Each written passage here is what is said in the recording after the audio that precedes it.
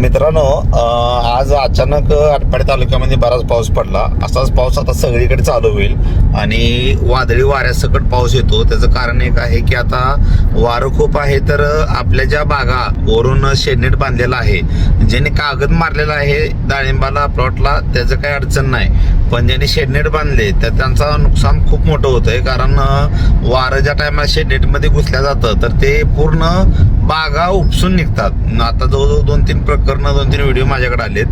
तर मला एक असं म्हणायचं आहे की आता हिटचं प्रमाण खूप कमी झालंय. तर आता माझं मत आहे की सोडलेलं फायद्याचं पडेल थोड्या दिवस. कारण काय होतंय, जर समजा आपण ते कागद तसाच ठेवला वरनं झाकलेला, कागद नाही आपलं शेडनेट, तर प्रॉब्लेम 100% येऊ शकतो. बऱ्याच जणांच्या बागाला नुकसान पोचलंय आणि वारं आत गेल्यामुळं हिरवा माल पण भरपूर प्रमाणात वाऱ्याच्या झोक्यात खाली पडला जातो. तर जरा माझं मत थोडी काळजी घ्या आणि एकदा जमते का बघा, सोडलेलं फायदाच पडणार आहे आपल्याला.